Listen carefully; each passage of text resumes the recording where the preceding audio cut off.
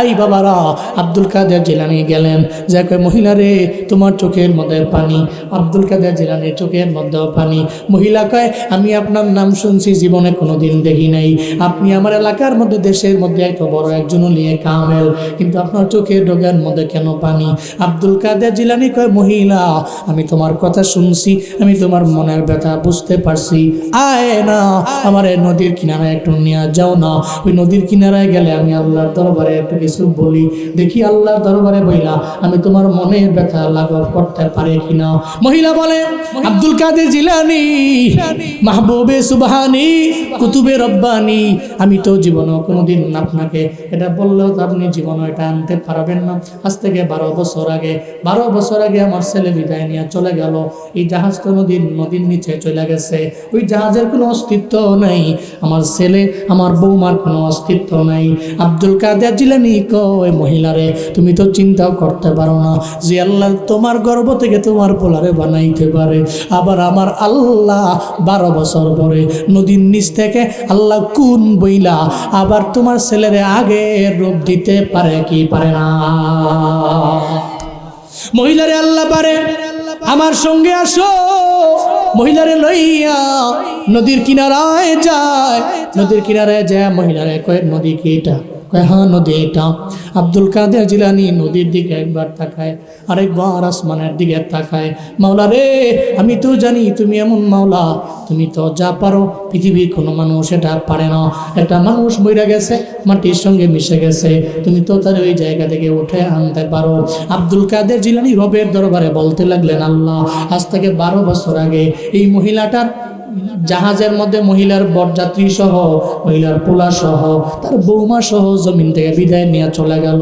তুমি তো বাতাসে আদেশ দিলাম, ওই বাতাস বয়ে গেল, জাহাজ নদীর মধ্যে ডুবে গেছে। মহিলার মনটা বড় ভাঙ্গা, মহিলার চোখের পানি আমি বরদাস্ত করতে পারি না, আমি সহ্য করতে পারি না। আল্লাহ গো, তুমি চাইলে তো মহিলার বাচ্চাটাকে তুমি পোলাটাকে উড়ে আনতে পারো। এটা বলতে দেরি হয়ে যায়, ওই জাহাজটা নদীর নিচ থেকে উপরে আসতে দেরি হয় না। চিল্লা পড়া যাবে কি সুবহানাল্লাহ। জাহাজ আইসা গেছি, বরযাত্রী উঠে গেছি, বৌমা উঠে গেছে, সব উঠা নদীর কিনারে আসছি।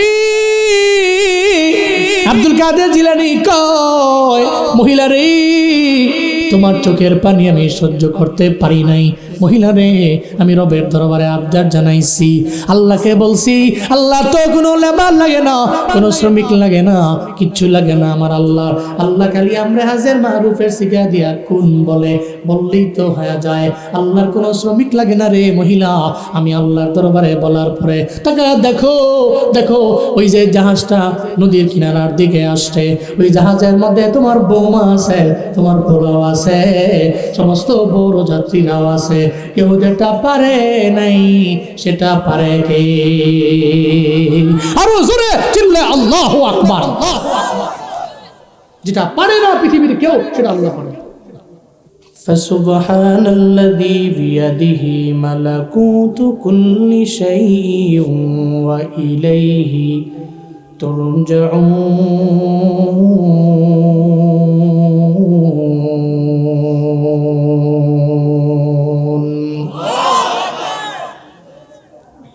আল্লাহ পাক বলেন, আমি আল্লাহ ইচ্ছা করলাম এটা করব, এটা করব। সঙ্গে সঙ্গে আমরা হাজের মারুফের শিখা দিয়ে আমি আল্লাহ বলি কোন, এটা বলতে দেরি। আমি আল্লাহর যে চাহিদা, আমি আল্লাহর যা চাওয়া, কোন বলতে দেরি, এটা হইতে বিন্দু মাত্র পরিমাণ দেরি নাই। আল্লাহ পাক বলেন, আল্লাহ লেবার লাগে না, শ্রমিক লাগে না, কিচ্ছু লাগে না। আল্লাহ শুধু বলবেন কোন, আমরা হাজার মারুফের শিখা দিয়া সঙ্গে সঙ্গে এটা হয়ে যাবে। জমিনের মধ্যে মানুষগুলো মইরা গেল, পয়সা গেল, এদের হাড্ডি জমিনের সমস্ত মাটির সঙ্গে মিশে গেল। হাসরের ময়দান আল্লাহ পাক যেদিন কায়েম করবেন, ইসরাফিলকে বলবেন, ইসরাফিল তুমি সিংহার মধ্যে ফুৎকার দিয়া দাও। দিতে দেরি হয়ে যাবে, সঙ্গে সঙ্গে কবর থেকে আল্লাহ পাক রব্বুল আলামিন পৃথিবীর সব মানুষগুলোরে উঠাবে। একটা সেকেন্ডও দেরি হবে না। কারণ সর্বময় ক্ষমতার মালিক একজন, চিল্লায়া বলেন তার নাম। কাইফা তাকফুরুনা বিল্লাহি ওয়া কুনতুম আমওয়াতান ফাআহইয়াকুম সুম্মা ইউমীতুকুম সুম্মা ইউহয়ীকুম সুম্মা ইলাইহি তুরজাউন। চিল্লায়া পড়েন আল্লাহু আকবার। আল্লাহ পাক বলেন, এরে বেদিন, আল্লাহকে কেমনে অস্বীকার করো, অথচ তুমি ছিলে মৃত। আমি আল্লাহ বড্ড মায়া করে তোমারে জীবিত বানাইলাম। মায়ের গর্ভের মধ্যে তোমার কোনো ঠিকানা নাই, তোমার কোনো চিহ্ন নাই। তোমার বাবার এক ফোঁটা নাপাক পানি থেকে আমি আল্লাহ বড্ড মায়া করে তোমারে বানাইলাম। ওই মায়ের গর্ভের মধ্যে আমি আল্লাহ ডে বাই ডে তোমারে বডির বিভিন্ন অঙ্গ দিয়ে দিলাম, অঙ্গ প্রত্যঙ্গ দিয়া এরপরে আমি আল্লাহ তোমার দেহের ভিতরে রূহ দিয়ে দিলাম। এরপরে তোমার মায়ের গর্ভের মধ্যে আমি আল্লাহ তোমারে লাললাম পাললাম, ওখানে আমি আল্লাহ তোমারে বড় বানাইলাম। আল্লাহ কয়, গোলাম তুমি ছিলে মৃত, এরপরে আমি আল্লাহ তোমারে জীবিত বানাইলাম। এরপরে তোমার এই জিন্দেগি তো সারা জিন্দেগি লাগে তুমি থাকতে পারবা না। 50-60 বছর পরে হঠাৎ করে যদি বান্দা তোমার মরণ হয়, আমি আল্লাহ যদি বলি মালাকুল মউত তুমি যাও, ওই বান্দার রূহটাকে এই মুহূর্তে কবজ করে তুমি নিয়ে আসো। মালাকুল মউত তো আমি রবের আদেশেই চলে, সঙ্গে সঙ্গে তোমার দরবারে চলে আসবে, প্রাণ পাখিটা উড়াল দিয়া চলে যাবে। তাহলে এই বডির তো কোনো দাম নাই, তোমার দেহের মধ্যে যে কলব আছে, রূহ আছে, এটারই দাম। এটা চলে গেলে এই বডির কোনো দাম নাই। আল্লাহ কয়, গোলাম এরপরে 70 বছর জিন্দেগি আমি আল্লাহ তোমার দিলাম, মরণ হয়ে গেল। আবার মরণ তুমি কয়দিন থাকবা তুমি জানো না। এরপর ওই জায়গা থেকে আমি আল্লাহ আবার আমার বিচারের কাঠগড়ায় তোমারে আমি আল্লাহ দাঁড় করাবো। ইসরাফিলের সিংহার ফুৎকারের আওয়াজে আমি আল্লাহ আমার দরবারে নিয়ে আসবো। জমিনের কোনো বান্দাই তো কবরের মধ্যে চিরজীবন পড়ে থাকবে না।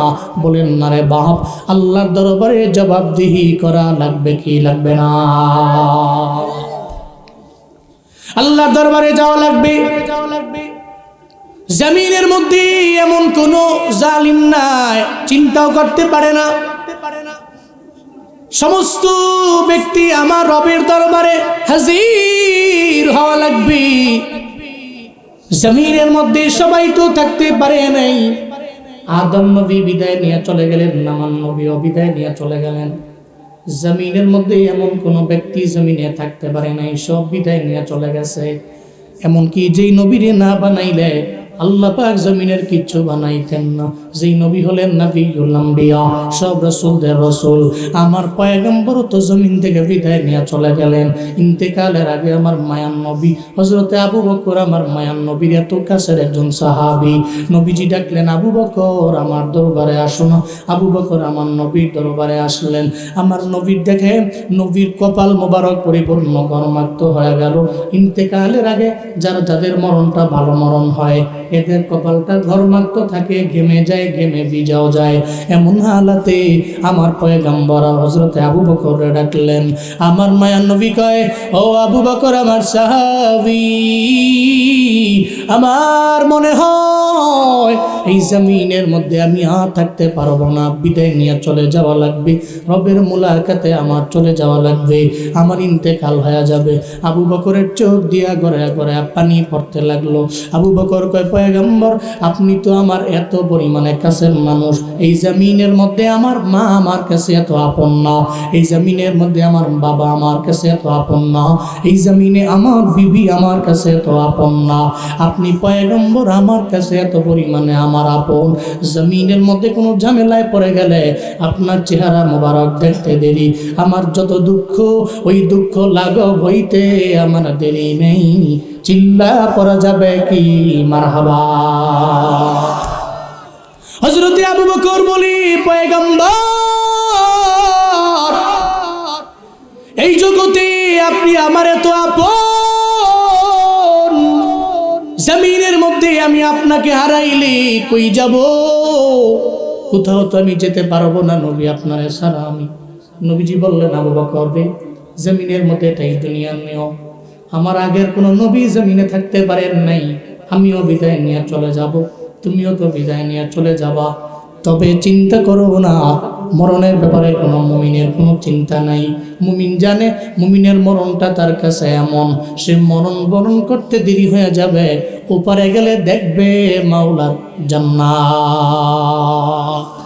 আতিনা ফি দারে দুনিয়া না হাসান, আতিনা ফি দারে উকবা না হাসান, ইয়া গিয়াসুল মুস্তাগীসি নাহদিনা লফদিকার বিল উলুমে ওয়াল গিনা। হর গোরি দে নেকো তু তৈয়ার হ্যায়, ঝুনা মঙ্গে উস্তু বেজারো হ্যায়। মুমিনের মরণটা কেমন হয়? জমিনের মধ্যে মুমিনের মন, ওর মরণটা তো এমন হবে, কয় মরণটা একটা খালের মতো, একটা লেকের মতো। খালের এপারে মুমিন দাঁড়ায় থাকেন, খালের ওপারে আছেন একমাত্র আমার আল্লাহ। ও চিন্তা করে খালের এপারে আমি খালটা পার হইয়া ওপারে গেলে পাবো আমার মাওলার মুলাকাত, এই চিন্তা নিয়ে আগায়। এ কারণে দুনিয়ার যত মোহ সব তার কাছে তুচ্ছ মনে হয়। ও চিন্তা করে এই খালটা পার হলে পাবো আমি আল্লাহরে। জমিনের মধ্যে আমার মরণের কোনো চিন্তা নাই, কারণ তুফাতুল মুমিনিল মাউত, মুমিনের মরণটা মুমিনের জন্য একটা হাদিয়া, একটা পুরস্কার। চিল্লা জোরে পড়া যাবে কি সুবহানাল্লাহ?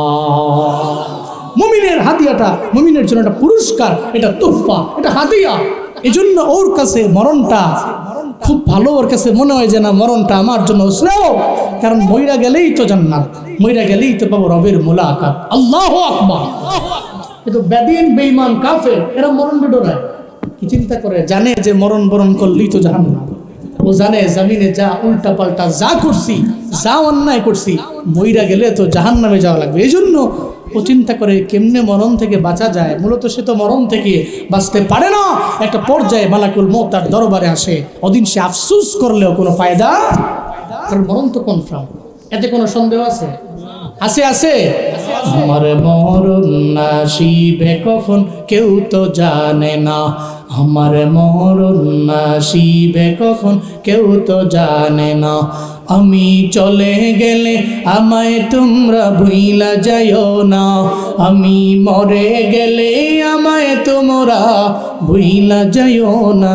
ডাইনে বামে মাটি আমার মাটির বিছানা, কন্যা ডাইনে বামে মাটি আমার মাটির বিছানা, ডাইনে বামে মাটি আমার মাটির বিছানা।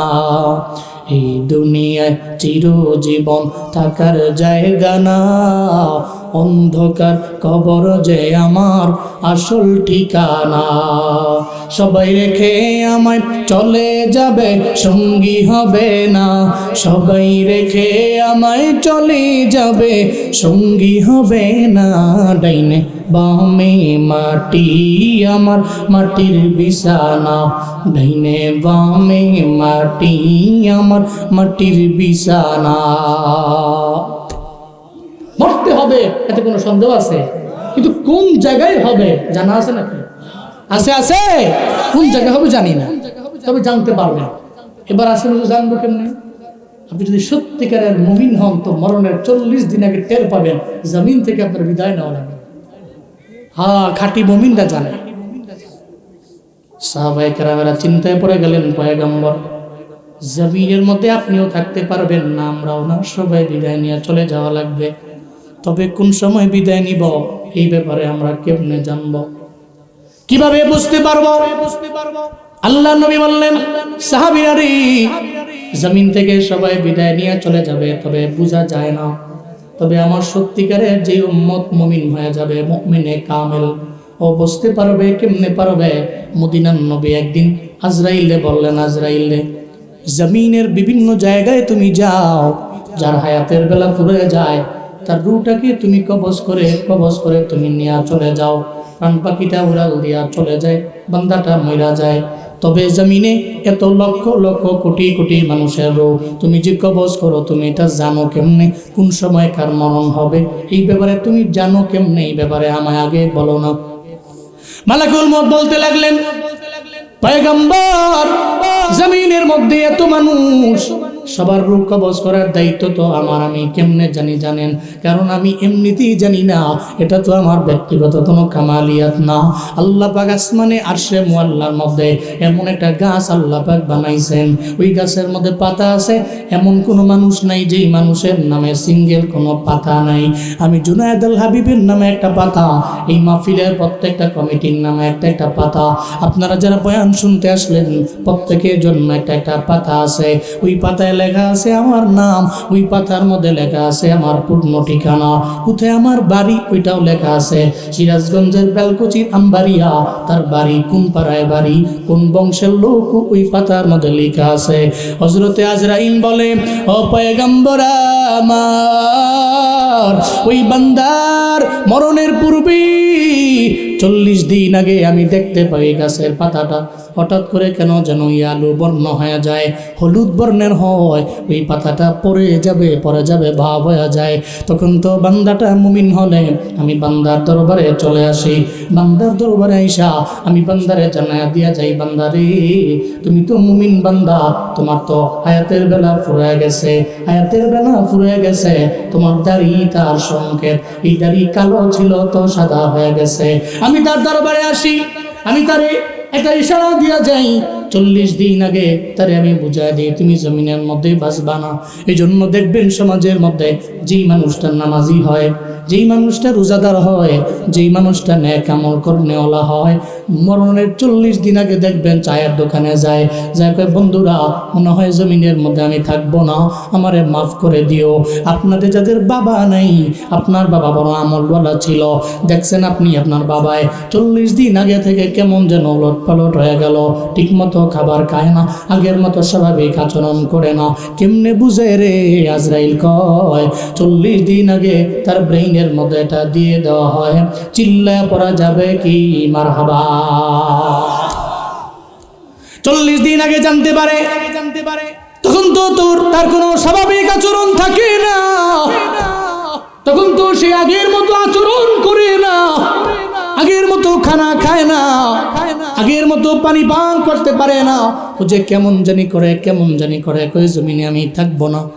সবার দাঁড়িয়ে গিয়া বিদায় নেই, মাফ করে দিও বন্ধুরে, জমিনের মধ্যে আমি থাকতে পারবো না, তুমিও তো থাকবা না, আমি বিদায় নিয়ে চলে যাব। সবার দরবারে গিয়া মাফ চায়।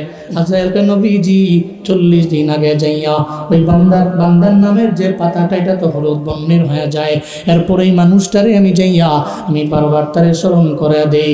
একটা পরাজয়ী মানুষটার জন্য যখন সময়ের বেলা ফুরে যায়, মাত্র 3 দিন যখন ওর বাকি থাকে, আমি তার দরবারে যাই বলি, বান্দারে তোমার 3 দিন আর বাকি আছে, জমিনের মধ্যে তুমি আর থাকতে পারবা না।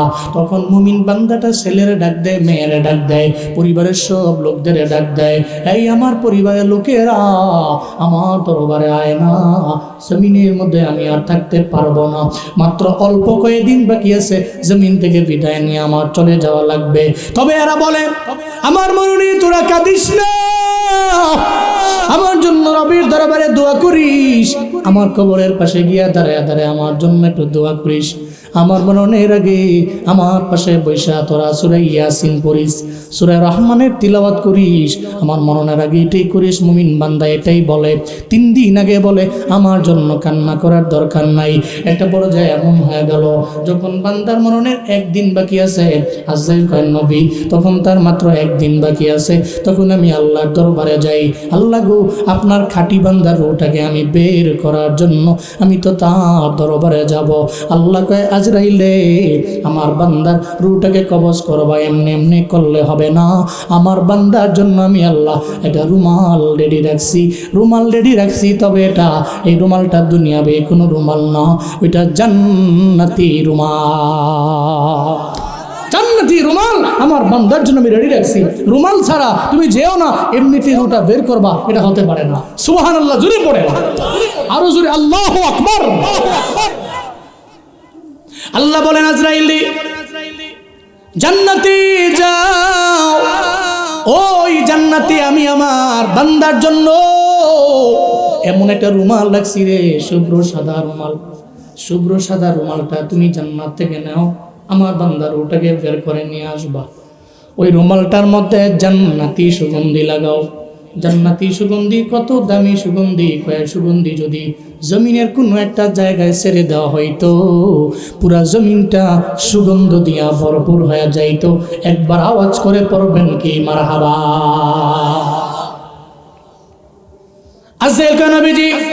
এরপরে আমি জান্নাতে যাই, জান্নাতের মধ্যে যাইয়া এরপরে আমি শুভ্র সাদা রুমালটা আমার হাতের মধ্যে নেই, ওই রুমালটার মধ্যে আমি জান্নাতি সুগন্ধি লাগাই। ওই জান্নাতি সুগন্ধির নাম হলো রাইয়ান। কি? রাইয়ান নামক সুগন্ধি লাগাই। এরপরে লাগাইয়া আমি বান্দার দরবারে চলে আসি। আমি আইসা দেখি ওর ডানে বামে সামনে পেছনে কত মানুষ গুলাইতো বসা, ওর ছেলেরা মেয়েরা কোরআনের আওয়াজ দেয়। আমি তার দরবারে আসি, আমি তার সামনে আইসা তার নাকের বরাবর যখন আমি রুমালটা ধরি, সে দেখে সাদা একটা রুমাল। আবার এই রুমাল তো জাহান্নামী রুমাল না, এটা দুনিয়াবি কোনো রুমাল না, এটা জান্নাতি রুমাল। আবার এই রুমালের মধ্যে সুগন্ধি, আবার এই সুগন্ধি জমিনের কোনো সুগন্ধি না, এটা তো এমন সুগন্ধি রে, এটা তো দামি সুগন্ধি, যে ঘ্রাণ শুকলে মুমিন তো পাগলের মতো হয়ে যায়। তার নাকের বরাবর নিয়ে গিয়ে যখন ধরি, সে রুমাল থেকে একটু সুগন্ধি যখন ঘ্রাণ টান দিয়ে নেয়, তার নাক দিয়ে যখন টান দেয়, সঙ্গে সঙ্গে ব্যক্তিটা জমিন থেকে বিদায় নিয়ে চলে যায়। তখন আমি তারে বলি, ইয়া আইয়াতুহান নাফসুল মুতমাইন্না, ইয়া আইয়াতুহান নাফসুল মুতমাইন্না, ইরজিই ইলা রাব্বিকি রাদিয়াতাম মারদিয়া ফাদখুলি ফি ইবাদি ওয়াদখুলি জান্নাতি।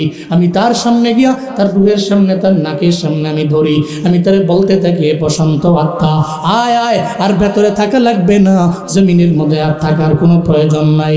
আর জেল কয় পয়গম্বর, আমি যখন তারে ডাকি, ও রূহ আয় আয়, তোর প্রতি আমার আল্লাহ রাজি, তুইও তো আল্লাহর প্রতি এত পরিমাণে রাজি হয়ে গেল।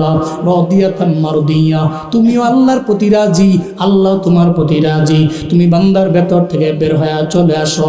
ভেতর থেকে যখন সঙ্গে সঙ্গে রুটা বের হয়ে চলে আসি, শুভ্র সাদা রুমালের মধ্যে সুন্দর করে রুটারে নেয় আর কয়, রু রে, তুই তো জমিনের মধ্যে আমলের লাইনে আগাইলা, তোর প্রতি আল্লাহ রাজি, আল্লাহর প্রতি তুমিও রাজি হয়ে গেছো।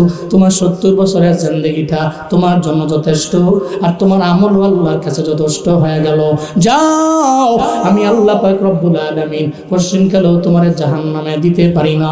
আজরাইল নবীজি তখন তারে বলা হয়, ফাদখুলি ফি ইবাদি ওয়াদখুলি জান্নাতি, প্রশান্ত আত্মারে এই মুহূর্তে তুমি তোমার আমলের বিনিময়ে জান্নাতে চলে যাও। শুধু তাই না, যখন তার ভেতর থেকে রুটা বের হয়, সে যে একটা সুগন্ধি নিছে না নাক দিয়া, তো সুগন্ধিটা নাক দিয়া নেওয়ার পরে হেসে দেয়, মুস্কি হাসে। সুবহানাল্লাহ জোরে পড়বেন না? তো চিন্তা করে জমিনের মধ্যে কত আতর মাখলাম, কিন্তু এই আতর তো সেই আতরের মতো লাগে না। হায় হায়, এই আতর তো জান্নাতি আতর। আল্লাহু আকবার। রাইয়ান নামক আতরের সুগন্ধি যখন নাক দিয়ে সে নেয়, তখন সে অবাক হয়, আর অবাক হইয়া মুস্কি মুস্কি হাসতে থাকে। এই জন্য ভালো মরণ কাদের এটা চেক করবেন কেমনে? চেক করবেন সেভাবে, যদি ব্যক্তিটা মরার সময় এটা মুস্কি হাসি দিয়া মারা গেছে, মনে করবেন তার মরণ ভালো মরণ, এই ব্যক্তিটা জান্নাতি বলা যেতে পারে। সুবহানাল্লাহ জোরে পড়বেন না? ভালো মরণের কিছু আলামত আছে, এর মাঝে নাম্বার 1 হলো ওই ব্যক্তির কপালটা ভিজে থাকবে, ঘেমে যাবে। 2 নম্বরে ভালো মরণের একটা আলামত হলো এই ব্যক্তিটা মৃত্যুবরণের সময় হাসি দিয়ে থাকবে, তার মুস্কি হাসি তার মুখে লেগে থাকবে। সে মরণ বরণ করতে দেরি আল্লাহর সাথে মুলাকাত হয়ে তার কবর জান্নাত হতে দেরি হবে না। চিল্লায় সুবহানাল্লাহ। আল্লাহ আমাদেরকে বা ইমানের সহিত আমাদেরকে মরণ নসিব করেন। জোরে পড়েন আমিন। আল্লাহ বেঈমান বানায়া আপনি কবরে নিয়েন না। চিল্লায় পড়েন আল্লাহুম্মা আমিন। তাহলে মরণ তো হবে, এতে কোনো সন্দেহ আছে? আছে। আল্লাহ পাক রব্বুল আলামিন আবার ওই মরণের পরে আল্লাহ যে আবার উঠাবেন, কোনো সন্দেহ আছে? আছে নাকি? জগৎ বিখ্যাত একজন ওলি কামেল আব্দুল কাদের জিলানী রাহমাতুল্লাহি আলাইহি, নাম শুনছেন না আপনারা? জগৎ বিখ্যাত একজন ওলি কামেল মহিউদ্দিন আব্দুল কাদের জিলানী রাহমাতুল্লাহি আলাইহি। এত বড় একজন ওলি আব্দুল কাদের জিলানী একদিন নদীর পাড় দিয়ে হাইটা যায়, নদীর কিনারা দিয়া নদীর পাড় দিয়ে হাঁটে। ওনার সঙ্গে যায় ওনার খাদেম। হঠাৎ করে যাওয়ার পরে একটা জায়গায় উনি শুনতে পায় কে যেন চোখ দিয়ে গড়ায় গড়ায় পানি ফেলে আর গুনগুনায় গুনগুনায় কান্না করে। দেখবেন আপনার পাশের বাড়িতে যদি কেউ মারা যায়, দেখবেন তার সন্তানেরা অথবা তার কন্যা, তার বৌমা চোখের পানি ফেলে গুনগুনায় কান্না করে। আবার মা বোনদের কান্না তো এমনি বোঝা যায়, এরা কান্না করলে আওয়াজ হয়, গুনগুনায় কান্না করে। এমন কান্নার সাউন্ড যখন উনি শুনতে পাইলেন, আব্দুল কাদের জিলানী বলেন, খাদেম রে, কে যেন চোখের পানি ফেলাইয়া কান্না করে, তার গুনগুনের সাউন্ড আমি শুনতে পাইলাম। চোখ দিয়া ঘোরা ঘোরা পানি পড়ে, আবার গুনগুনায় কি জানি কয়ে কান্না করে। এটা বলার পরে আব্দুল কাদের জিলানী কয়ে, খাদেম রে, তুমি যাও, তুমি গিয়া দেখো চোখ দিয়ে ঘোরা ঘোরা কেন মহিলাটা কান্না করে, কেন কান্না করে, এই ব্যাপারে তুমি আমার আয়েশা জানাও। আব্দুল কাদের জিলানী বলার পরে সঙ্গে সঙ্গে খাদেম চলে গেল, যা দেখে একটা বুড়ি মহিলা, প্রায় 80, 90, 100 বছরের মতো বয়স হয়ে যাবে। এই বুড়ি মহিলাটা চোখ দিয়া ঘোরা ঘোরা পানি পড়ে আর আল্লাহ আল্লাহ বইলা কান্না করে। একটা পর্যায়ে খাদেম যা কয়, এই মহিলা, তুমি তোমার চোখ দিয়া ঘোরে কেন পানি পড়ে, তুমি কেন কান্না করো? ওই তুমি কে? তোমারে চিনলাম না। আমি আব্দুল কাদের জিলানীর খাদেম। ওই কেন আসছো? ওই আপনার কান্না দেখা, আপনার কান্নার সাউন্ড শুই না আব্দুল কাদের জিলানী সহ্য করতে পারে নাই। কেন কান্না করেন? এই জন্য আপনার দরবারে আমারে পাঠিয়ে দিয়েছে। চিল্লায়া জুড়ে পড়া যাবে কি মারহাবা? আমি আপনার দরবারে আসলাম, মহিলা রে,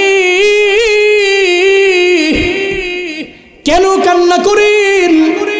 আব্দুল কাদের জিলানীর মন বড় নরম, আপনার কান্না তো সে সহ্য করতে পারে না, এই জন্য আমারে আপনার দরবারে পাঠাইছে। কেন কান্না করেন আমারে বলেন না।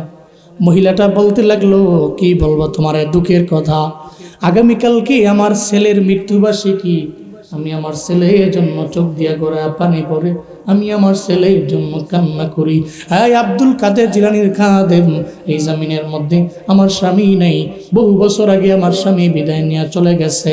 আমার স্বামী বিদায় নেওয়ার সময় আল্লাহ পাক আমাকে একটা ছেলে দিয়েছিল। আমার কোনো মেয়েও নেই, একমাত্র আমার ছেলে একজনই ছিল। আমি তার চেহারার দিকে তাকাইয়া অন্য কোনো বিয়ের পিড়ির মধ্যে বসলাম না, অন্য কোনো স্বামী আমি গ্রহণ করলাম না। আমি আমার ছেলের দিকে তাকাইয়া আমার পুরো জিন্দেগিটা আমি পার করে দিতে চাইছিলাম। আজ থেকে 12 বছর আগে আমার এই ছেলেটাকে আল্লাহ পাক নিয়ে গেল। আগামীকাল সে মৃত্যুবার্ষিকী, এই জন্য আমি চোখ দিয়ে ঘরে ঘরে আমার পানি পড়ে, আমি আমার ছেলের জন্য বিরহের বেদনায় কান্না করি। কারণ প্রত্যেকটা মা বাবার কাছে এটা কত পরিমাণে ভারী, আপনার কল্পনাও নাই রে বাপ। যাদের ছেলে নাই, মেয়ে নাই, অথবা আল্লাহ দিছে তো নিয়ে চইলা গেছে, এরা সবাই জানে রে ছেলে মেয়ে হারানোর কি পরিমাণে বেদনা। শহীদ শরীফ উসমান হাদির মা জানে কি পরিমাণে বেদনা, সন্তান হারানোর কি বেদনা, এটা আত্মীয় স্বজনরাই ভালো করে জানে। জীবনও কোনো দিন এর দূরের লোকেরা এটা বুঝতে পারে না, ঠিক কিনা? দূরের লোকেরা এটা বুঝে না। শরীফ উসমান হাদির ওয়াইফ তো জানে কি পরিমাণে কষ্ট, হারানোর বেদনা। একটা নারী যখন বিধবা হয়, ওই নারী জানে কি পরিমাণে বেদনা। শরীফ উসমান হাদির ওয়াইফ গতকালকেও তো ফেসবুকের মধ্যে লেখলো, এই গভর্নমেন্ট, এই ইন্টারিম সরকার, আপনারা আমার স্বামীর বিচারকে একটু করবেন না। স্বামীর বিচার তো হয় না, সবাই তো নির্বাচন নিয়ে ব্যস্ত রে। শরীফ উসমান হাদির বিচার তো কেউ চায়ও না, কেউ করেও না, মনে হয় যেন ভুইলাই গেল। এবার ওই শহীদ শরীফ উসমান হাদির ওয়াইফ জানায় দেয়, আমি তার স্ত্রী হয়ে ফেসবুকের মধ্যে লিখলাম, আমি জানায় দিলাম আপনারা বিচার করতে পারেন, নাও করতে পারেন, তবে আমার একটা ছেলে আছে শহীদ শরীফ উসমান হাদির, যে পিচ্ছি ছেলেটা, আমি ছেলেটারে তার বাবা গেছে যেই লাইনে, আমি তার ওই লাইনেই গর্ব। খোদার কসম করে বলে যাই, তার বাবার পক্ষ হইয়া কিয়ামত পর্যন্ত সেই তো লড়ে যাবে। কিয়ামত পর্যন্ত তার যারা সন্তান আছে এরাই তো লড়ে যাবে। জমিনের লোকেরা ভুলে যেতে পারে, কিন্তু শরীফ উসমান হাদির আত্মীয় স্বজনরা, বিবিরা, মারা, সন্তানেরা জীবনেও কোনো দিন এটা ভুলে যেতে পারে না, ঠিক কিনা? সবাই ভুলতে পারে, কিন্তু তার আত্মীয় স্বজন জীবনে কোনোদিন ভুলবে না। আর যে নৌজওয়ান আছে না, জেনজি, এদের তো ব্রেন খুব শার্প, এরা মৃত্যু পর্যন্ত এটা মনে রাখবে, এদেশে এক শরীফ উসমান হাদি ছিল যে তার নিজের ব্যক্তিগত স্বার্থে জীবন দেয় নাই, বরং দেশের জন্য দশের জন্য শহীদ হওয়ার কামনা নিয়ে এই পৃথিবী থেকে বিদায় নিয়েছে। চিল্লা কও ঠিক কিনা? নিজের জন্য নয়, দেশের জন্য দশের জন্য। আধিপত্যবাদ বিরোধী আন্দোলনে নিজেকে শহীদ করেছে। সো সারা পৃথিবী মনে রাখবে। কিন্তু এই ইন্টারিম আমি মাঝে মাঝে বুঝে হয় না, এই ইন্টারিম এমন কেন? আবার আমার এটা অবাকও লাগে না কেন, আমার দেশে বহুত ভালো মানুষ, এরা যদি আপনি দইরা নিয়ে চেয়ারে বসায় দেন, হে গাদ্দার হয়ে যায়। ঠিক কিনা বলেন? আরে এত ভালো মানুষ, হেরে কত মায়া করলাম, হেরে নিয়ে চেয়ারে বসাইলাম, হে চেয়ার পায়া মাথার মধ্যে সুলতানের টুপি লাগায় চিন্তা করে, আরে আমি তো বড় রাজা। অথচ বসাইছে কে? যে বসাইছে এরও খবর নাই। জমিনের নিয়মিত এটা কারুনকে মুসা নবী দোয়া টোয়া কইরা বড় ধনী বানায় দিছে। কারুন কয়, মুসা হু আর ইউ? সম্পদের মালিক হয়ে কয় তুমি কে? মুসা নবী কয়, তুমি আমারে বলার কথা হাউ আর ইউ, তুমি আমারে বলো হু আর ইউ। এটা হইল? জমিনের মধ্যে মানুষগুলো এমনই।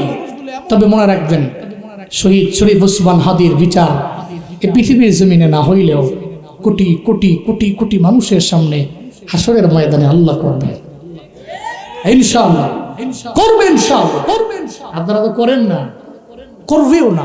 এদেশে ৯-৬ দিয়া সব বুঝ দেওয়া যায়, যেন টাকা আছে পৃথিবীর সব ৭ খুন ওটা মাফ হয়ে যায় টাকার কারণে। আল্লাহ আমাদের সবাইকে সঠিক বুঝদান করেন। সকলে পড়েন আমিন, আরো জোরে পড়েন আমিন। তবে একটা কি জানেন, ওর বিচার হোক অথবা না হোক, এই বাংলাদেশের 1 ইঞ্চি মাটি এই পৃথিবীতে যতদিন বেঁচে থাকবে, বাকি থাকবে, ততদিন পর্যন্ত শহীদ শরীফ উসমান হাদির নাম রেসপেক্টের সহিত মানুষ নেবে। ঠিক কিনা বলেন? ঠিক কিনা বলেন? এ কারণে এরা মরিয়াও তো অমর, এরা মরিয়াও অমর। আর যারা মরিয়াও অমর এরা তো মরে না, এরা বেঁচে থাকে। বালহুম ইউরজাকুন, আল্লাহর ঘোষণা, আল্লাহ পাক কবরে আল্লাহর পক্ষ থেকে এদের রিজিক দেয়। সুবহানাল্লাহ জোরে পড়বেন না? তো যার হারায় সে বুঝে, যার হারায় না সে বুঝে না। বুড়িমা মহিলা মনে আছে নি? আব্দুল কাদের জিলানীর খাদেমকে বলছে, আমার তো হারাইছে, তো আমি এই জন্য কাঁদতেছি, আমার হারায় গেছে তো এই জন্য কাঁদতেছি। কি হয়েছে? কাছ থেকে 12 বছর আগে পোলা চলে গেছে। আমি তো ছিলাম বিধবা, কিন্তু পোলার দিকে তাকাইয়া আমি চিন্তা করছি আমি অন্য কোনো বিয়ের পিড়ির মধ্যে বসবো না, আমি তার চেহারার দিকে তাকাইয়া আমি আমার পুরো জীবনটাই পার করে দিব। ওকে, তো এখন কান্দেন কেন? কালকে যে মৃত্যুবার্ষিকী, তো পোলার কথা মনে পড়ে গেছে, এই জন্য আমার চোখ দিয়া গড়ায় গড়ায় পানি পড়ছে। বলতে লাগলেন মহিলা রে, কেমনি তোমার ছেলে মারা গেল? তুমি মা জমিনের মধ্যে বেঁচে আছো, কিন্তু তোমার ছেলে জমিনের মধ্যে নাই, বিদায় নিয়ে চলে গেল। কেমনে চলে গেল? মর্মান্তিক ব্যাপার, যেটা জীবনে কোনোদিন আমি কল্পনাও করতে পারি নাই। আমার ছেলেটার জন্য ও যখন বিবাহের উপযুক্ত হয়ে গেল, তো বাবা নাই, সব দায়িত্ব বাড়তো আমি মায়ের হাতে। আমি তার জন্য এটা সুন্দরী রূপসী মেয়ে আমি তার জন্য রেডি করলাম। নদীর এপারে আমার বাড়ি, নদীর উপরে তার বাড়ি। আমি তার জন্য সচ্চরিত্রের অধিকারী নিয়ে একটা মেয়ে আমি তার জন্য বিয়ের জন্য আমি ঠিক করলাম, কারণ দায়িত্ব আমি মায়ের কাঁধের উপরে। তা যেহেতু বাবা নাই, এই কারণে আমি তার জন্য রেডি করলাম একটা মেয়ে। যখন বিবাহ বন্ধনে আবদ্ধ হওয়ার জন্য বরযাত্রী লইয়া সাগরের জাহাজ দিয়ে পার হয়ে ওপার চলে গেল, আমার মাওলার কুদরত ওই জায়গার মধ্যে বিবাহ বন্ধনে আবদ্ধ হয়ে গেল। আসার সময় আল্লাহ তো চাইছেন, ভালো মনে করছেন, এই জন্য আল্লাহ পাক করলেন। আসার সময় আমার বৌমারে লইয়া আমার ছেলেটা যখন আমার বাড়ির মধ্যে আসবে, ওই নদীর মাঝে আসার পরে হঠাৎ করে কোত্থেকে যেন একটা বাতাস আসলো। বাতাস আসার কারণে ওই নদীর জাহাজটা উল্টে গেল, নদীর মধ্যে সমুদ্রের মধ্যে ডুবে গেল। জাহাজ সহ বরযাত্রী সহ সমস্ত লোকেরা সবাই তো নদীর নিচে চলে গেল। আমি এজন্য চোখের পানি ফেলে কান্না করি আর রবের দরবারে বলি, আল্লাহ গো, এটা তুমি কি করলা, কেন করলা আমার জন্য? আমি তো এমনি বিধবা, আবার ছেলের দিকে তাকায় আমি জীবন পার করতে লাগলাম। আমার ছেলে বিয়েতেও গেল, আবার বৌমাও আনলো। আমি আমার বৌমাকে একটা দিনের জন্য আমার বাড়িতে রাখতেও পারলাম না। আসার সময়ে বরযাত্রী সহ জাহাজটা নদীর মধ্যে ডুবে গেল। এই জন্য চোখের পানি ফালাইয়া আমি এখানে গুনগুনে গুনগুনে কান্না করি। আব্দুল কাদের জিলানীর খাদেম দৌড়ে যখন যায়, যা বলে, ও আব্দুল কাদের জিলানী। আমি ওই মহিলার দরবারে যাওয়ার পরে মহিলা আমারে বলল, মহিলার মনটা নাকি খারাপ। ওই কেন খারাপ রে? মহিলা নাকি তার ছেলেটারে 12 বছর আগে হারাইছে। বিয়ে করতে যাইয়া আসার সময় এমন এমন ঘটনা ঘটলো ওই ছেলের সঙ্গে। এই জন্য সারা জিন্দি লাগে মহিলাটা কান্না করে। কালকে তার ছেলের মৃত্যুবার্ষিকী, এই জন্য ছেলের কথা মনে পড়ে গেছে, চোখ দিয়া গড়ে গড়ে পানি পড়ে। আব্দুল কাদের জিলানীর মনটা তো বড্ড নরম। উনি চিন্তা করতে লাগলেন, আমি মহিলারে ফালায়া দিয়া যাব না, এই মহিলার পাশে গিয়ে আমি দাঁড়ায়া যাব। কারণ একজনে যদি দুঃখে দুঃখিত হইয়া চোখ দিয়া গড়ায় গড়ায় পানি ফালায়, আর একজন মুমিন বসে থাকতে পারে না, তার বিপদে গিয়া পাশে দাঁড়ায় যায়, এটাই তো মুমিনের কাম হবে। কথা বলেন ঠিক কিনা? কিন্তু আমাদের দেশের মধ্যে নেই, এলাকার মধ্যে নেই। একজনে যদি 3 তলা বাড়ি বিল্ডিং করে, আরেকজনে পাশে গিয়া হিংসা করে। যদি বলেন আছে না নাই? একজনে 3 তলা বাড়ি বানায়, আরেকজনে কয় কি, হ্যাঁ 3 তলা বাড়ি বানানোর আগে আমার মরণ কেন হইল না? এর মানে বুঝেন নাই, এমন তো মরতে চায় না, সে হিংসার আগুনে জলে পুড়ে সরকার হয়ে গেছে। হ্যাঁ 3 তলা বাড়ির মালিক হওয়ার আগে আমার মরণটা কেন হইল না? এরকম আছে না নাই? পাশের বাড়ির প্রতিবেশী না খায়া মরে, একটা বারো খবর নেই। এরকম বহু লোক আছে। কিন্তু প্রতিবেশীর দুঃখে দুঃখিত হলে না, তুমি মুমিনে কামেল হতে পারলে না। তো প্রতিবেশীর দুঃখে তুমি নিজেকেও দুঃখিত বানাইলা, তুমি মুমিনে কামেল হতে পারলা। এটা প্রতিবেশীর হক। পাশে যে আছে তারে নিয়ে ভালো খাবার রান্না করলে তারে নিয়ে খাও। কোন একটা ভালো উদ্যোগ নিলে তারে নিয়ে আসে উদ্যোগটা নেও। খোদার কসম, তুমি মুমিনে কামেল হতে পারবা। আর প্রতিবেশীর হক ঠিকমতো আদায় করো নাই, ডান বাম সামন পেছনে যারা আছে কোনো খবর নেও নাই, তুমি মনে করছো তুমি নিজেই সব, নিজেই একা। আল্লাহর বিচারের কাঠগড়ায় জবাবদিহি করা লাগবে। আল্লাহ বলবে, এই তোর ডানে বামে তো তোর প্রতিবেশীরা ছিল, এরা তো খায় নাই, তুই তো এদের খাওয়াস নাই। সহিহ মুসলিমের বর্ণনা, নবীজি বলেছেন। হাসরের ময়দানে আল্লাহ পাক রব্বুল আলামিন বলবে, বান্দারে তুমি কেন আমারে খাওয়াও নাই? আল্লাহ পাক বলবেন, কেন আমারে খাওয়াও নাই? ব্যক্তি বলবে, মাওলারি তোমার ব্যাপারে তো আমাদের পরিপূর্ণ জানা আছে, তুমি তো খাও না, তুমি তো ঘুমাও না। আল্লাহ খায় না, আল্লাহ ঘুমায় না, আল্লাহর লয় নেই, আমার আল্লাহর ক্ষয় নাই। আল্লাহ তো লাম ইয়ালিদ ওয়া লাম ইউলাদ, আল্লাহর কোনো ছেলেও নাই, মেয়েও নাই, আল্লাহর মাও নাই, বাবাও নাই। এই আল্লাহর কোনো খাবার আছে নাকি? আছে? কিন্তু আল্লাহ বলবি, বান্দারি তুমি কেন দুনিয়াতে আমারে খাওয়াও নাই? বান্দা বলবে, মাওলা তুমি তো খাও না, তোমারে আমি কেমনে খাওয়ামো? আল্লাহ তখন বলবে, বান্দারি আমারে খাওয়ানো মানে, আমার কিছু বান্দা জমিনের মধ্যে ছিল, তোমার বাড়ির ডানে বামে সামনে পেছনে, তুমি গরিব প্রতিবেশীদের কেন খাওয়াও নাই? ওরে খাওয়াও নাই মানে তুমি আমারে খাওয়াও নাই। ওরে যদি খাওয়াইতা তাহলে তুমি আমারে খাওয়াইতা। চিল্লা পড়া যাবে কি মারহাবা? এজন্য প্রতিবেশীর হক আদায় করা লাগবে। জগৎ বিখ্যাত অনেক জরুরি কামেল হযরত আব্দুল্লাহ ইবনে মুবারক রাহমাতুল্লাহি আলাইহি হজে যাওয়ার জন্য রওনা। হজে যাবেন, আব্দুল্লাহ ইবনে মুবারকের সঙ্গে খাদেমও আছেন। হজে যাবেন, হজে যাওয়ার জন্য রওনা। পথিমধ্যে যাওয়ার পথে রাস্তার মধ্যে দেখে একটা মহিলা, একটা মেয়ে হাতের মধ্যে একটা মরা মুরগি লয়া বাড়ির মধ্যে যায়। কি মুরগি? মরা মুরগি নিয়ে যায়। আব্দুল্লাহ ইবনে মুবারক মেয়েটাকে ডাকলেন, এই মেয়ে তুমি আমার কাছে আসো। মেয়েটাকে কাছে আইনা মেয়েকে বলতে লাগলেন, মেয়ে তোমার বাড়ি কই? কই অমুক জায়গায় আমার বাড়ি। তুমি মুসলমান? কয় হ্যাঁ আমি মুসলমান। তুমি যদি মুসলমান হও তাহলে তুমি মরা মুরগি নিয়ে কই যাও? মরা মুরগি নিয়ে আমি রান্না করে আমি খাবো। মরা মুরগি তো তুমি খেতে পারো না, কারণ মুসলমানের ইসলাম ধর্মের মধ্যে মরা জিনিস খাওয়া হালাল না হারাম। এই মেয়েটা হারাম, তুমি কেন তোমার বাড়িতে নিয়ে যাও? হারাম জিনিস তোমার পেটের মধ্যে তুমি কেন ঢুকাও মহিলা রে? মেরে বলার পরে মেয়ের চোখ দিয়া গোড়ায় গোড়ায় পানি পড়ে। আব্দুল্লাহ ইবনে মুবারক, আমি এত গরিব মানুষ, আমরা এত অসহায় মানুষ, এই এলাকার মধ্যে যে লোকেরা বসবাস করে, আমাদের চতুর্পাশে খ্রিস্টানদের দেশ এবং খ্রিস্টানদের এলাকা, আমাদের এরিয়া থেকে কোনো মাল এরা নেয় না, এদের থেকে কোনো মাল আমারে দেয় না। এর মানে ইনপুটও বন্ধ, আউটপুটও বন্ধ, কোনো কিছুই নাই।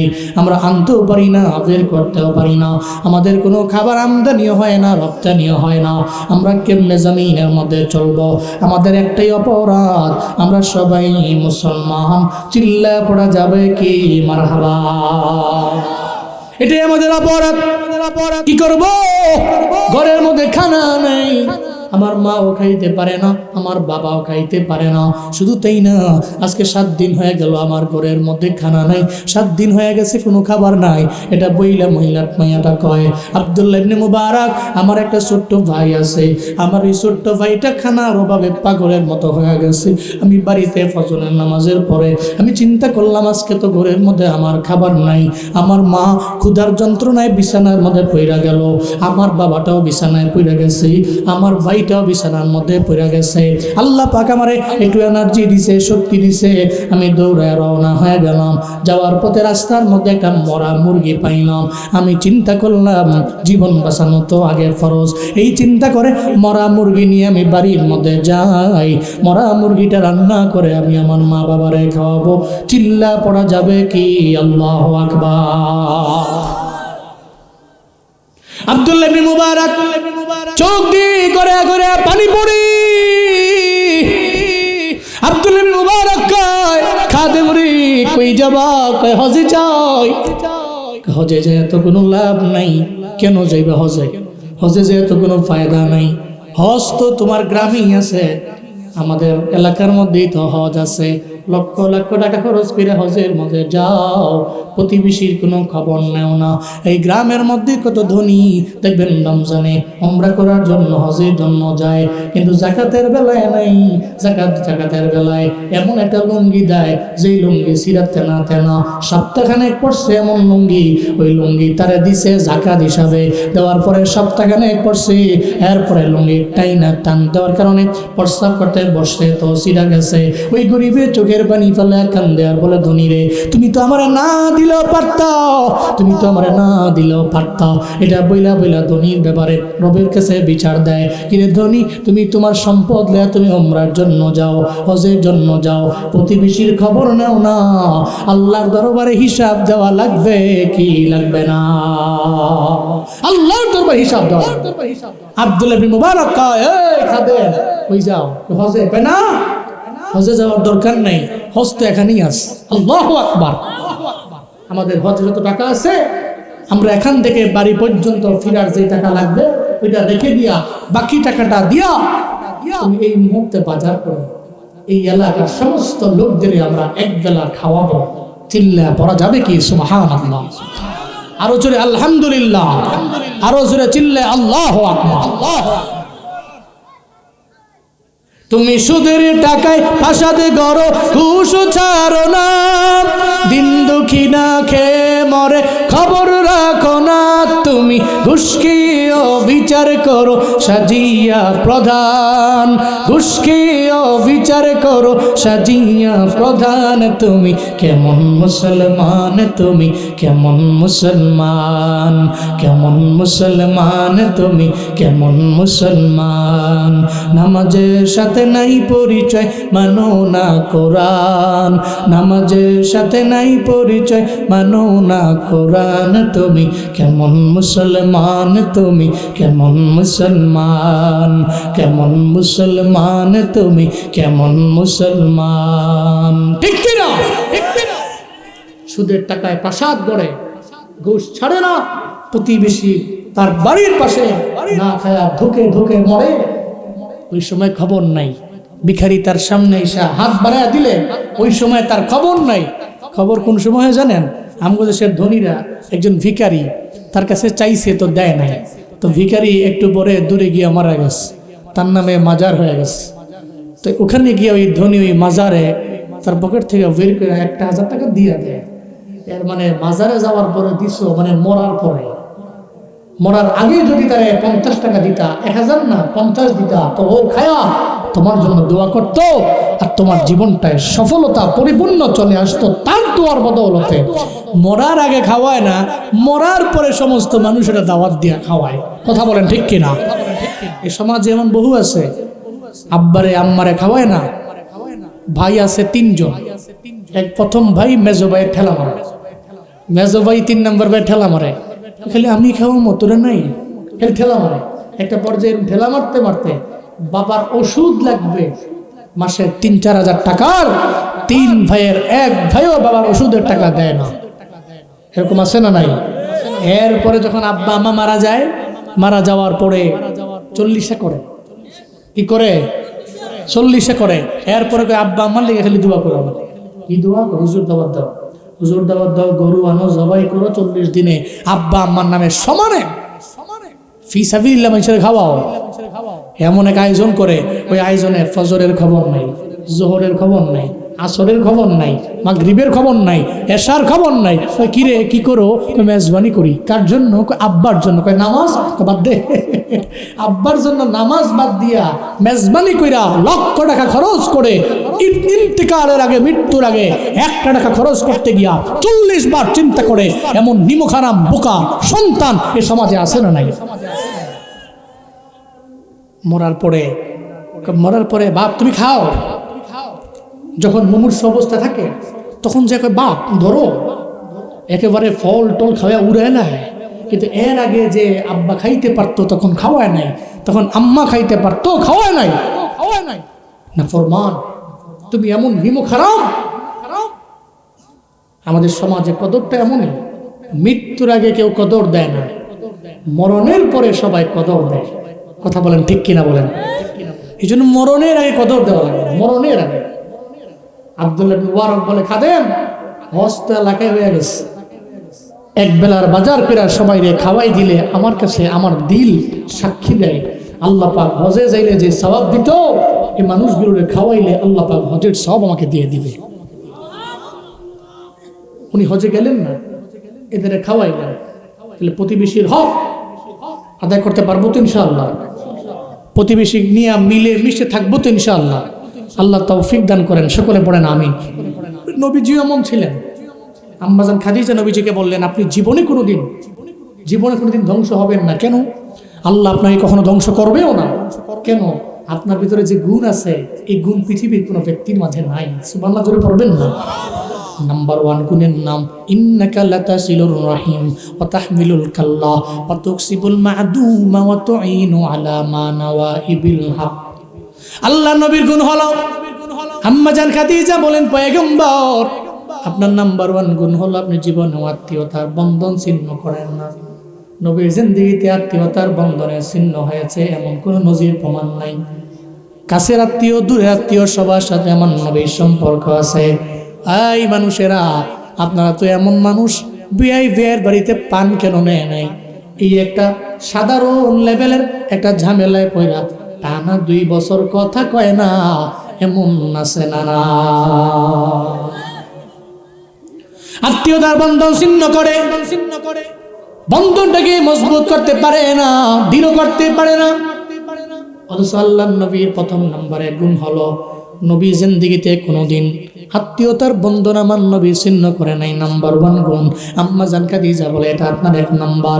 2 নাম্বার ওয়া তাহমিলুল কাল্লা, যারা ভিখারি, যারা খাইতে পারে না, আমার মায়ার নবী এদের বোঝাটা উঠায় দেয়। যারা মাথায় নিতে পারে না, নবী উঠায় দেয়।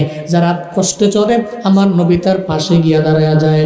অতুকসিবুল মাদুমা, যেই বান্দাটা মাজুর হয়ে যায়, একজনের একটা হাত নাই আর একজনের একটা পা নাই, আমার নবী নিজে যায় উপার্জন করে ওই টাকাটা তার তারে দিয়ে দেয়, কই তুমি তো হাতের কারণে ইনকাম করতে পারো না, তুমি তো পায়ের কারণে ইনকাম করতে পারো না, আমি নবী উপার্জন করলাম, আমার উপার্জন করা আমার কষ্টার্জিত টাকা ধরো আমি তোমার হাতের মধ্যে দিয়া দিলাম, নবী আমার এটা দিয়া দেয়। আম্মা জান খাদিজা বলেন, ও পয়গম্বর আমার, আপনার প্রথম নাম্বার গুণ, জীবনও কোনো দিন আপনি আত্মীয়তার বন্ধন ছিন্ন করেন না। 2 নম্বরে আপনি তো গরিবের বোঝা টাইনা দেন।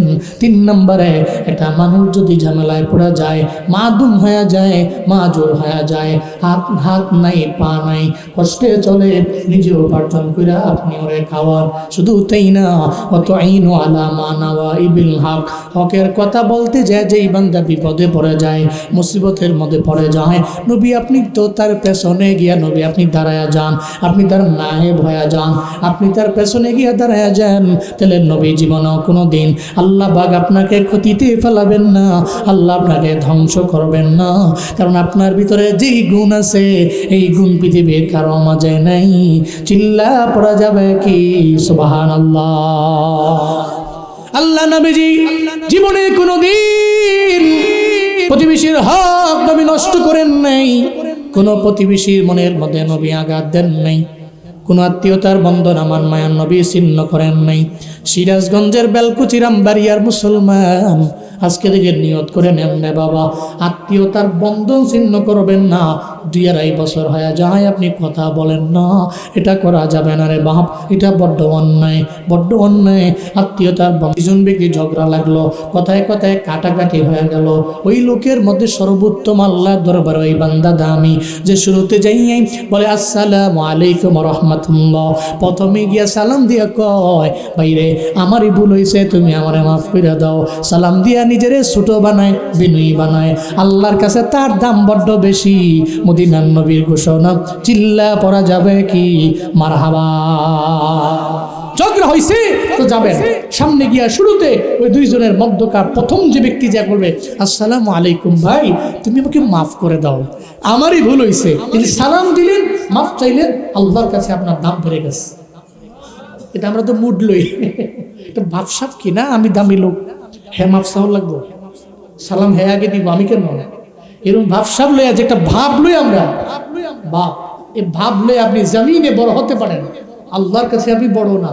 মদিনার নবী কয়, ভাবসাব না লইয়া যে বিনয় নিয়ে শুরুতে গিয়া প্রথমে সালাম দেয়, আল্লাহর কাছে ওই ব্যক্তির চাইতে এই ব্যক্তির দাম কোটি কোটি কোটি গুণ বেশি। পড়েন সুবহানাল্লাহ। আত্মীয়তার বন্ধন ছিন্ন করবো, আল্লাহ আমাদের সব ভাইকে আমল করার তৌফিক দান করেন। আব্দুল কাদের জিলানী মনে আছে তো, উনি শুনছেন তো ওনার চোখ দিয়ে পানি পড়তেছে, কাহিনী শুই না, উনি কয় হায় এই মহিলার বুঝি এমন হালাত। উনি চিন্তায় পড়ে গেলেন, কারণ যারা রবের খাঁটি অলি, এরা অন্যের দুঃখে নিজে ব্যথা পায়, অন্যের ব্যথায় নিজে ব্যথিত হয়। আব্দুল কাদের জিলানী বলে, খাদেম রে চলো মহিলার দরবারে আমি যাব, মহিলার সঙ্গে আমার একটু কথা বলা লাগবে, মহিলার চোখের পানি আমি সহ্য করতে পারি না। মাঝে মাঝে দেখবেন কেউ কেউ কানলে, তার কান্না দেখলে আপনারও কান্না আসে। আপনার পাশের বাড়ির প্রতিবেশীর আম্মা মারা গেছে, আপনার বন্ধুর বাবা মারা গেছে, বন্ধুর চোখের মধ্যে পানি দেখা আপনিও গিয়া চোখ দিয়া গড়ায় গড়ায় আপনারও পানি পড়ে। কেউ বলে তুমি কান্দো কে, তোমার তো আব্বা না, তুমি কান্দো কে, তোমার তো আম্মা না। ওই বন্ধুই যে কান্দে কে কারণে, তার চোখের পানি দেখা আমিও কান্না করি। মাঝে মাঝে কারো চোখের পানি দেখা আপনারও চোখ দিয়ে গড়ায় পানি পড়ে, কেমনে পড়ে আপনি নিজেও বুঝেন না। এই বাবারা, আব্দুল কাদের জিলানী গেলেন, যে কয় মহিলা রে তোমার চোখের মধ্যে পানি। আব্দুল কাদের জিলানীর চোখের মধ্যেও পানি। মহিলা কয় আমি আপনার নাম শুনছি, জীবনে কোনোদিন দেখি নাই, আপনি আমার এলাকার মধ্যে দেশের মধ্যে এত বড় একজন লিয়ে কামেল, কিন্তু আপনার চোখের ডগার মধ্যে কেন পানি? আব্দুল কাদের জিলানী কয় মহিলা আমি তোমার কথা শুনছি, আমি তোমার মনের ব্যথা বুঝতে পারছি, আয় না আমার নদীর কিনারায় একটু নিয়ে যাও না। ওই নদীর কিনারায় গেলে আমি আল্লাহর দরবারে একটু কিছু বলি, দেখি আল্লাহর দরবারে বইলা আমি তোমার মনের ব্যথা লাঘব করতে পারি কিনা। মহিলা বলে আব্দুল কাদের জিলানী মাহবুবে সুবহানি কুতুবে রব্বানি, আমি তো জীবনে কোনোদিন আপনাকে এটা বললেও তো আপনি জীবনে এটা আনতে পারবেন না।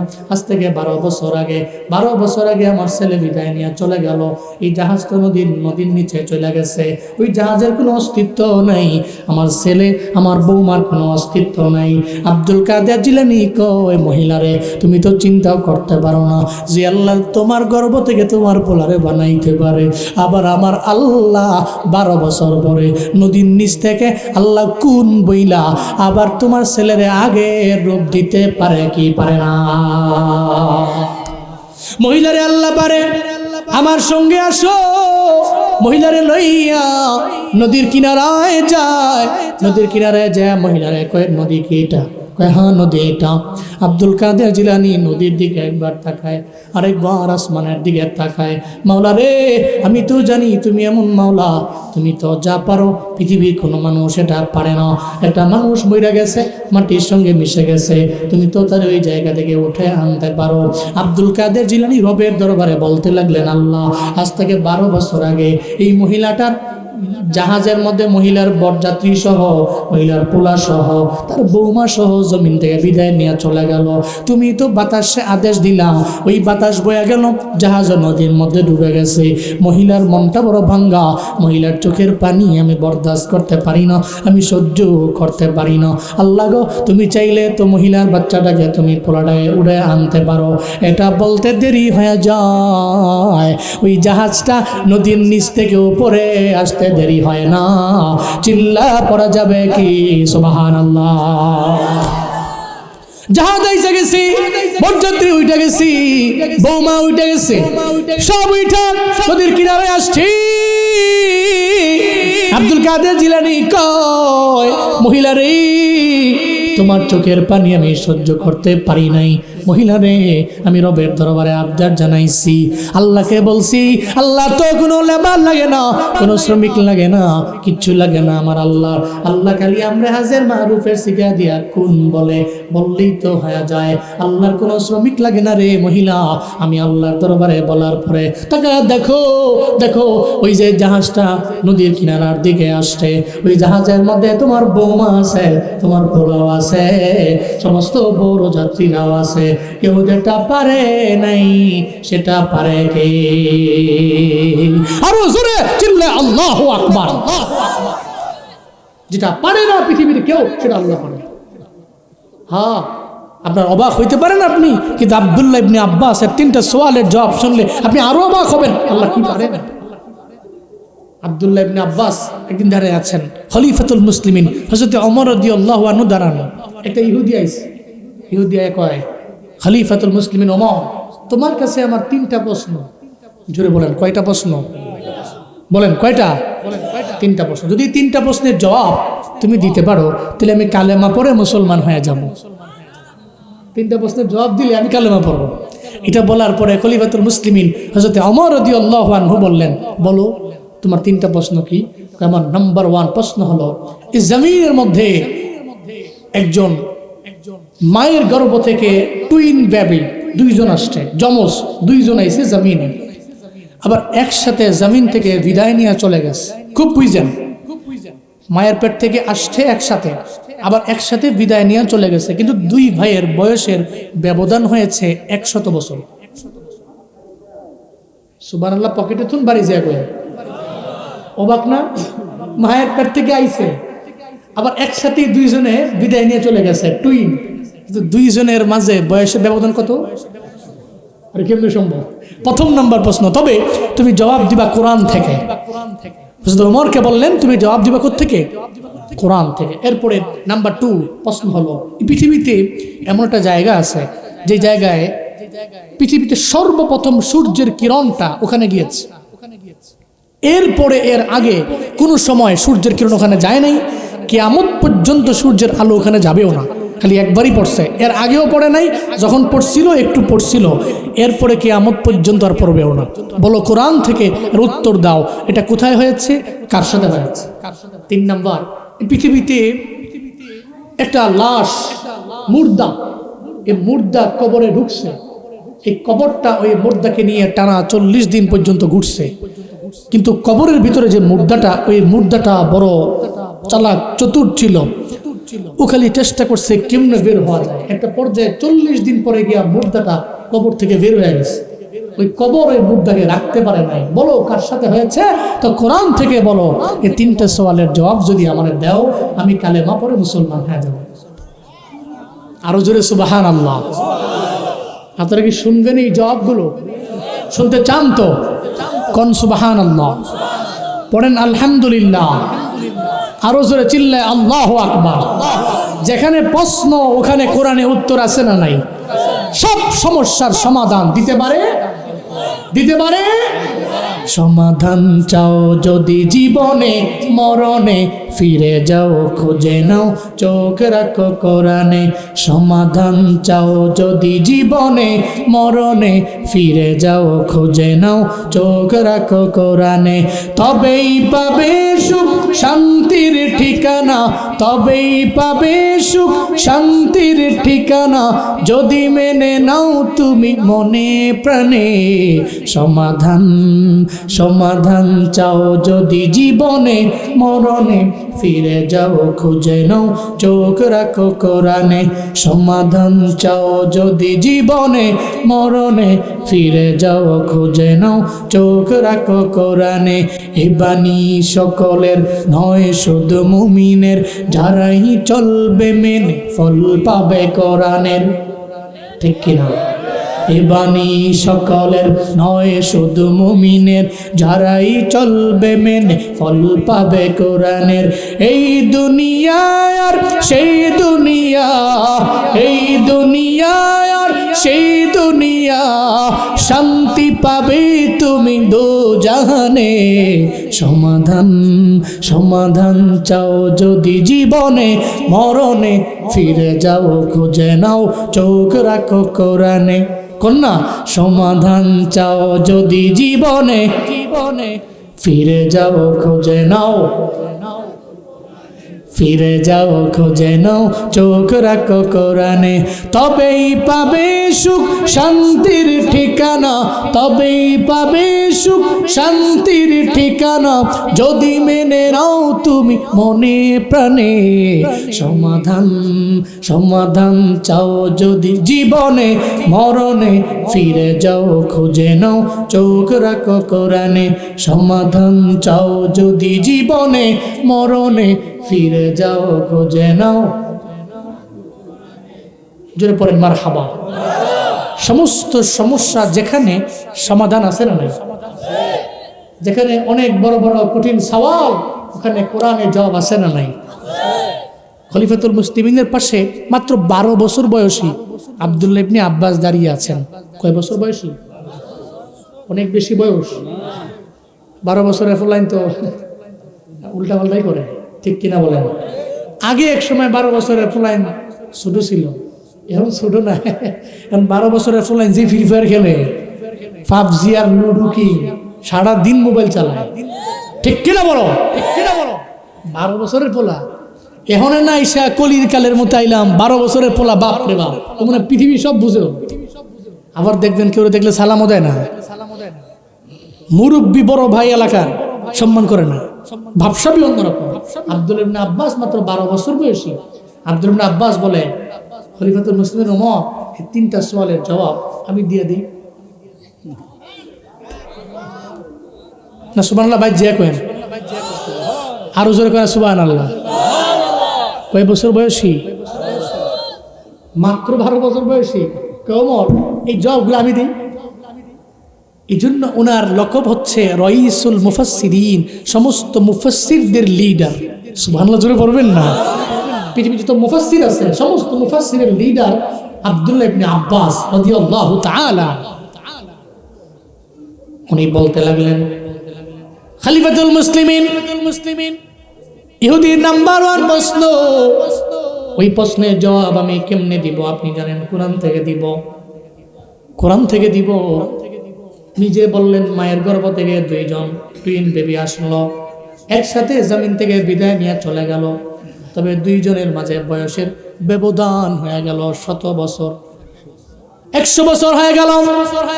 এটা ঘটেছে, আল্লাহর একজন নবী আছে, ওই নবীর নাম হযরতে উযাইর আলাইহিস সালাম। উযাইর আলাইহিস সালাম কে আল্লাহ জমিনের মধ্যে পাঠাইলেন, একা পাঠান নাই, ওনার সঙ্গে ওনার আরেকজন ভাইও ছিল। ওই দুইজন একসাথে মায়ের গর্ভ থেকে আসলো, আবার একসাথে জমিন থেকে বিদায় নিয়ে চলে গেল। উজাইর নবী একদিন একটা বড় বসতির মধ্যে গেলেন। বসতির মধ্যে যাওয়ার পরে দেখে বসতির লোকেরা সব মরে পচে গেছে, এরা সব মাটির সঙ্গে মিশে গেছে। বসতিতে বড় একটা দুর্ভিক্ষ আসলো। এমন হালাতে সঙ্গে সঙ্গে ওই উজাইর আলাইহিস সালাম এই হালাত দেখে রবের দরবারে আবদার জানাইল, মাওলারে এই যে বসতির মধ্যে আসলাম, এই বসতির লোকেরা সবাই বিদায় নিয়ে চলে গেল, তুমি এগুলারে কেমনে উঠাইবা? আমার তো জানা আছে অল কদরি কাইরিহি শাররিহি মিনাল্লাহি তাআলা ওয়াল বাসি বাদাল মাউত, আমার তো ঈমান আছে মৃত্যুর পরে পুনরুত্থান দিবস। তোমার দরবারে তুমি সবারে নিয়ে যাবা। ওয়া ইলাইহি তুরজাউন মিনহা খালাকনাকুম ওয়া ফিহা নুঈদুকুম ওয়া মিনহা নুখরিজুকুম তারাতান নুখরা। ও আল্লাহ, তুমি মাটি থেকে বানাইলা, মাটিতেই চলে যাওয়া লাগবে, আবার তুমি উঠাইবা। এই ব্যাপারে আমার ঈমান আছে, তবে আমি জানতে চাই তুমি এই মানুষগুলো মাটির সঙ্গে মিশে গেল, আমি প্র্যাকটিক্যালি দেখবার চাই। এই আল্লাহ গো, তুমি আমার একটু দেখাইবানি।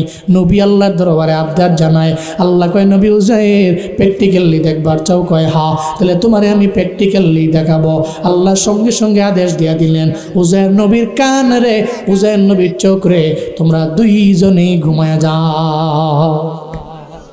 কান ঘুমায়া গেল, এরপরে চোখও ঘুমায় গেছে, চোখ ঘুমায় গেছে, কান ঘুমায় গেছে। উজাইর নবীর এমন ভাবে ঘুম দিল, ওই ঘুম থেকে আল্লাহ পাক ওনাকে জাগাইলেন। নবী উজাইর, আপনি তো ঘুমাইলেন, ঘুমের মতো ঘুমাইলেন, ঘুম থেকে এবার জাগলেন, বলেন তো বসতির মধ্যে আপনি কয়দিন ঘুমাইছেন? সঙ্গে সঙ্গে উজাইর নবীকে, আল্লাহ আমি তো ঘুমাইলাম, মনে হয় একদিন ঘুমাইছি, না ওই দিনের কিছু অংশ আমি ঘুমাইলাম।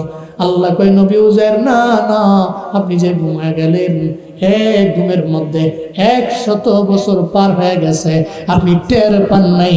পড়েন মারহাবা। এক ঘুমে কয়শো বছর?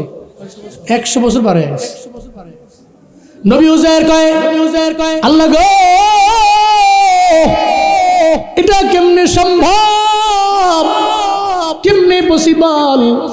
আমার কাছে মনে হয় দিনের মাত্র এক অংশ একটা আমি ঘুমাইলাম, অথবা একদিন আমি ঘুমাইলাম। 100 বছর কেমনে গেল? কয়ে দেখবার চাও? তুমি যাও। এই উজাইর নবী আমার, আপনি যেই বসতির মধ্যে আসলেন, আসার সময় আপনার একটা বাহন ছিল, ওই বাহনটা ছিল আপনার ঘোড়া। দেখেন আপনার ঘোড়াটা ওই জায়গায় আছে না নাই? উনি যা দেখে ওই ঘোড়াটা নাই, ঘোড়াটা জমিনের মধ্যে মইরা গেছে, মইরা পয়সা গেছে, এবং ঘোড়ার যত হাড্ডি আছে সমস্ত হাড্ডি মাটির সঙ্গে মিশে গেছে। চিল্লায় পড়া যাবে কি সুবহানাল্লাহ। আল্লাহকে বলতে লাগলেন, মাওলারি এখন আমি এই ঘোড়া ছাড়া, গাধা ছাড়া আমি জমিনের মধ্যে কেমনে চলবো? এটা আমার বাহন ছিল, আমি বাহন ছাড়া জমিনের মধ্যে কেমনে চলবো রে মাওলা? আল্লাহ কয়, নবী উজাইর চিন্তা করেন না, এখন আপনি আবার যান।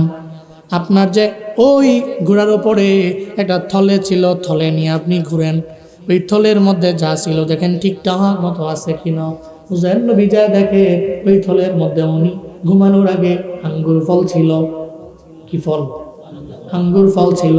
উনি তাকায় দেখে রে, আঙ্গুর ফলগুলো যেমন রাইখা ঘুমাইছে তেমনই রয়ে গেছে, কিন্তু ঘোড়া পইরা মইরা মাটির সঙ্গে হাড্ডি গুলা মিশে গেছে। চিল্লা বলেন খেলা কা কাদের কুদরত দারি বরকামাল, আনতা রব্বি আনতা হাসবি দুল জালাল, তুহি কাদির জলিলুল্লাহ জাহাদার বহর হালে, তুহি মেরা নগহদার। আল্লাহ কয়, নবী উজাইর অবাক। কি কয় অবাক?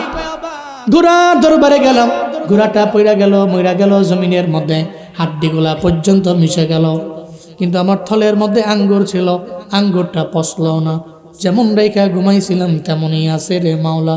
এটা কেমন খেলা? এটা তোমার কেমন কুদরত রে মাওলা? বেলকুচিরাম বাড়িয়া মুসলমানেরা আমায় বলেন না, আঙ্গুর কি আগে পচবে না ঘোড়া আগে পচবে? কি আগে পচবে? আল্লাহ যদি কয় পচবে না, গুড়া আগে পচবি, গুড়া আগে মরবে। যদি আল্লাহ কয় তাহলে আঙ্গুর ঠিক থাকবে, গুড়া আগে মইরা যাবে, আগে পয়সা যাবে। কারণ সর্বময় ক্ষমতার মালিক কে? আল্লাহ কয় নবী উজাইর, এটা আমার কুদরত ছিল, এটা আমার খেলা ছিল রে উজাইর। তুমি যাও, তুমি এখন যা ঘোড়ার দরবারে, তুমি যা ঘোড়ার সামনে যাও, যেখানে তুমি বাইদা রাখছিলাম, যেই জায়গায় ঘোড়াটা বাঁধছিলেন ওই জায়গার মধ্যে উনি চলে গেলেন। যাওয়ার পরে উনি তাকায় দেখলেন, আল্লাহ কয় আয় উজাইর নবীর ঘোড়া, আমি আল্লাহ তো ওনাকে দেখানোর জন্য আমি তোরে মারলাম, আবার মাইরা মাটির সঙ্গে আমি আল্লাহ তোরে মিশাইয়া দিলাম। আল্লাহ আদেশ দিলেন ঘোড়ারে তুমি আবার আগের মতো হয়ে যাও। আল্লাহর তো লেবার লাগবে না, আল্লাহর শ্রমিক লাগবে না। একটা ঘোড়ার পেট থেকে যে আমার মাওলা সুন্দর করে একটা ঘোড়া বের করতে পারে, একটা মায়ের গর্ভ থেকে যে আমার মালিক একটা সন্তান সুন্দর করে আমার আল্লাহ বের করতে পারে, যে আল্লাহ পারে রে, ওই আল্লাহ তো আবার মরার পরে মাটি থেকে আমার আল্লাহ আবার বানাইতে পারবে। আল্লাহ কয় ঘোড়া আমি আল্লাহ তোরে মারলাম, তবে জীবনের জন্য একবারে মেরে ফেলি নাই। তুই তো আমার উজাইর নবীর বাহক, ওই বাহন ছাড়া আমার নবী চলতে পারবে না। ঘোড়ারে আগের মতো হয়ে যাও। ঘোড়াকে বলতে দিরি সঙ্গে সঙ্গে ঘোড়ার হাড্ডিগুলো মাটি থেকে উঠতে লাগলো।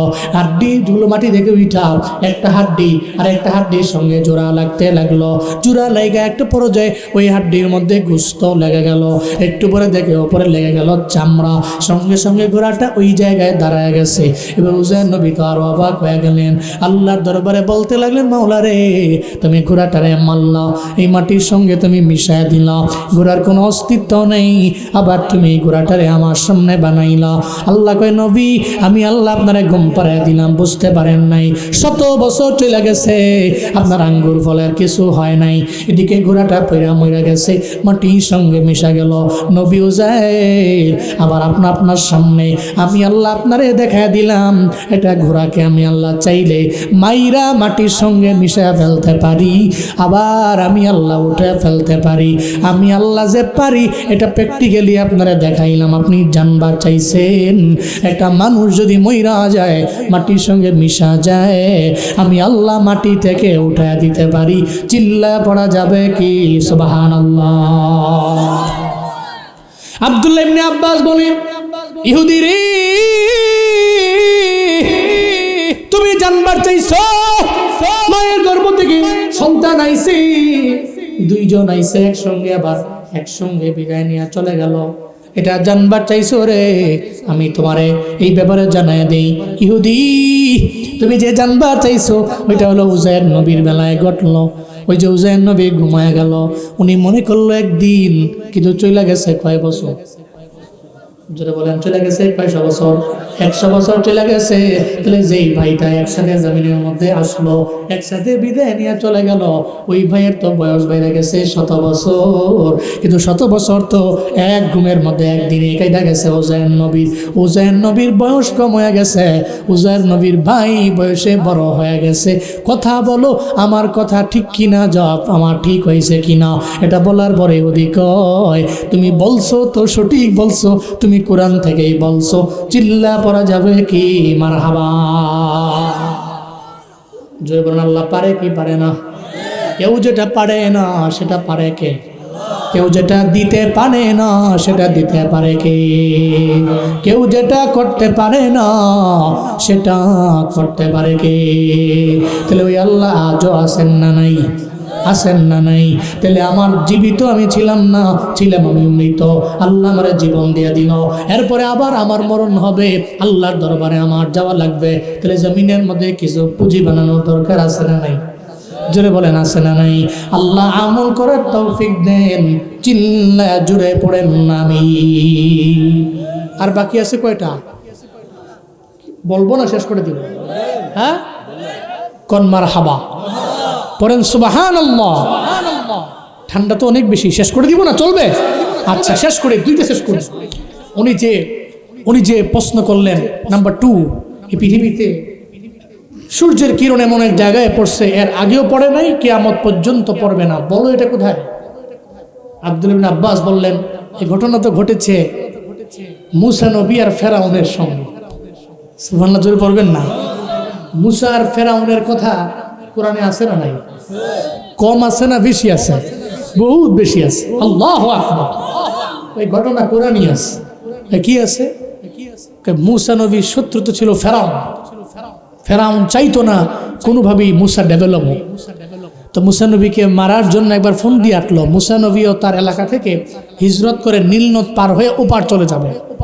উনি এলাকায় থাকবে না, আল্লাহর পক্ষ থেকে আদেশ চলে যাওয়া লাগবে। তো ফেরাউন তো চিন্তা করে মুসা যদি পালায়া যায় আর যদি নীল নদ পার হয়ে যাইতেই পারে, তাহলে ওখানে গিয়ে আবার সে ইসলাম কায়েম করবে। স্বাভাবিক ব্যাপার, যার ভিতরে গুণ আছে ও জানেই যাবে, ওর সম্মান আছে না নাই? আছে না নাই? যে ব্যক্তি জানে, জানলেও লাভ, সে যেখানেই যাবে ঝামেলায় পড়বে না। সে তো জানে ওখানে সে তার এই জ্ঞান দিয়ে ওখানে সে ফুল ফুটাতে পারবে। যেখানে ফুলগুলো মরতেছে ওখানে সে যে ফুলগুলো প্রজ্বলিত করবে, এটাই বাস্তবতা। তো কি মুসারে তো নীল নদ পার হয়ে ওপার যেতে দেওয়া হবে না। কি বলতে লাগলো? ফেরাউন কয় আমার যত লোকেরা আছে সৈন্যবন্য দল বলাছো, ফের মুসা নবীর ধর্ম। রাতের বেলা উনি পার হয়ে নীল নদ পার হয়ে চলে যাবে, ওনারা সেই করে ধরতে হবে, নীল নদে চুবায় চুবায় মারবে। নাউজুবিল্লাহ বলবেন না? তো মুসা নবী বের হলেন, আল্লাহকে বলেন আল্লাহ আপনার কথা শুই না হিজরত করার জন্য আমি বের হইলাম। উনি বের হইল, ফেরাউনরা সব দাঁড়ায় আছে। এখন এদের সামনে তো আল্লাহ পাক মুসা নবীকে ধরা খাওয়াবে না, কারণ ফেরাউনের সঙ্গে কেউ নাই, মুসা নবীর সঙ্গে কি আছে? আল্লাহ কয় ঘুম, ফেরাউনে ধর। তন্দ্রা নিদ্রা কথা মানে কার? জোরে করে কার কথা মানে? আল্লাহর কথা মানে। ধর, সঙ্গে সঙ্গে ফেরাউন ঘুমাই গেছে। ফেরাউনের দলবল যা আছে সব নাক টেনে ঘুম দিস। মুসা নবী আর মুসা নবীর দলবলরা সব এদের ফাঁকি দিয়ে চলে গেছে। সুবহানাল্লাহ, জোরে করবেন না? গেছে কই? নীল নদের সামনে যায়, দেখা যে রাস্তা নেই, এখন পার হবো কেমনে? নীল নদ তো পার হওয়া লাগবে। তো মুসা নবী যারা কওমের লোকেরা আছে কেমনে সম্ভব, কেমনে কি করবো কওদি? মুসা নবী কয় চিন্তা করো না, লা তাহজান ইন্নাল্লাহা মা'ানা, চিন্তা করো না, সঙ্গে কি আছে? আল্লাহ বলতে লাগলেন নবী মুসা হাতের মধ্যে কি আছে? কয় লাঠি। লাঠি দিয়ে জোরে মারেন বাড়ি। সঙ্গে সঙ্গে বাড়ি মারলেন। বাড়ি মারতে দেরি আল্লাহ পাক রব্বুল আলামিন একটা না, দুইটা না, তিনটা না, মুসা নবী এবং মুসা নবীর কওমের জন্য আল্লাহ রাস্তা বানায় দিলেন 12টা। কয়টা রাস্তা হয়ে গেছে? 12টা। মুসা নবী কয় কিরে হইছে? কে বানাইছে? আল্লাহ। সুবহানাল্লাহ। নামো, নামলো রাস্তায়। মুসা নবী আর তার দলবল লোকেরা যাচ্ছে, ওদিকে ফেরাউন নির্দিষ্ট সময়ে ঘুম থেকে জাগছে। ঘুম থেকে যাই কবে কিরে ঘুমাইছো কে তোমরা?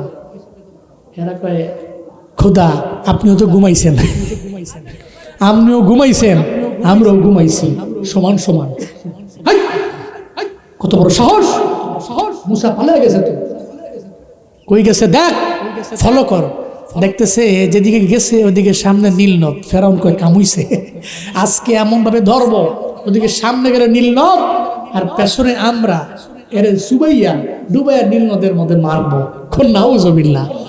আর ফেরাউনের জানা কথা নীল নদের রাস্তা আছে? আছে নাই? ফেরাউন তার দলবল নিয়ে রওনা। নীল নদের কাছে গিয়ে দেখে মুসাও নাই, মুসা নবীর কওমের কোনো লোকেরাও নাই, রাস্তা আছে 12টা।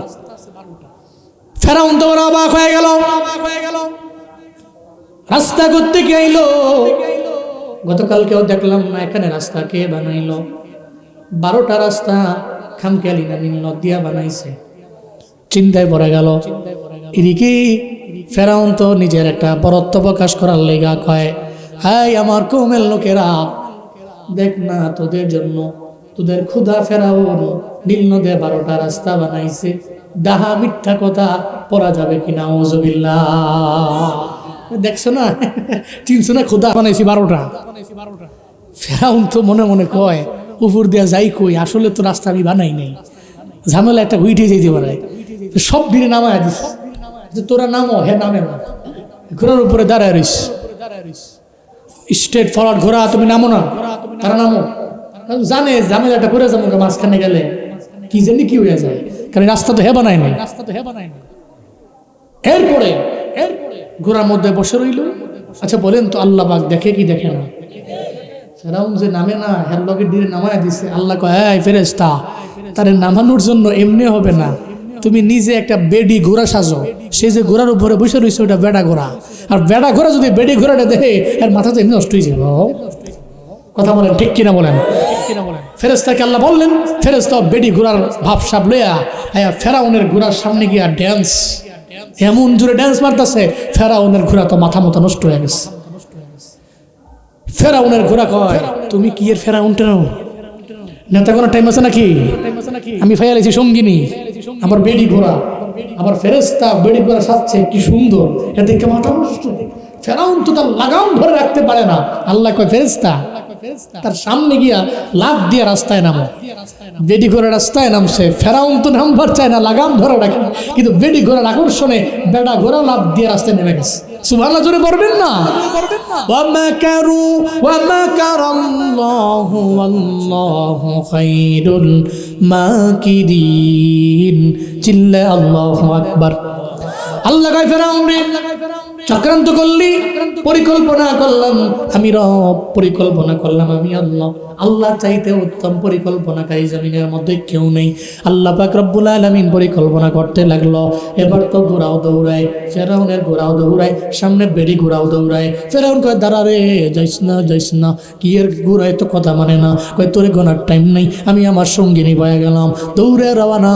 একটা পর্যায়ে যখন মাছ নদীর মাঝে চলে গেল, আল্লাহ কয়, ফিরিস্তা আর যাওয়ার দরকার নাই, যদি আরো যাও তাহলে নদীর কিনারায় চলে যাবে। ফেরাউন তো আমি আল্লাহ বাঁচিয়ে রাখবো না, আজকেই তো তার মরণ হয়ে যাবে, তুমি চলে আসো। সঙ্গে সঙ্গে বেড়ি ঘোড়া হঠাৎ করে আবার হাওয়া হয়ে কোথায় যেন পরে চলে গেল। এবার তো ফেরাউন কয়, বেড়া ঘোড়া রে, কত মানা করছিলাম বেড়ির পিছনে দৌড়াইস না, কিন্তু বেড়ির পিছনে দৌড়াইতে যাইয়া তুইও মরলি, আমারেও মারলি, তুইও মরলি তো আমারও মারলি, অন্ত হ্যাঁ উড়ে গেছে গা। আল্লাহ কয়, নীল নদের পানি তুমি কথা মানো, আমি আল্লাহর কথা তুমি মানো, আমি জানি তুমি আমার কথাই তো মানো। কারণ মুসা নবীর লাঠির পাওয়ারে নীল নদের পানি তুমি রাস্তা বানাইলা, এখন তো আমি আল্লাহ বললে তুমি আবার আগের মতো পানি হয়ে যাবা। আল্লাহ কয়, পানি রে, তুমি আগে যেমন ছিলে তেমন হও, আগের মতো রাস্তা তোমার হওয়ার দরকার নাই, তুমি পানি দিয়া এই রাস্তারে আগের মতো বানায় ফেলাও। ওই রাস্তা হঠাৎ করে পানি হয়ে গেছে। ফেরাউন রে চুবায়া চুবায়া ডুবায়া ডুবায়া মারছেন কে?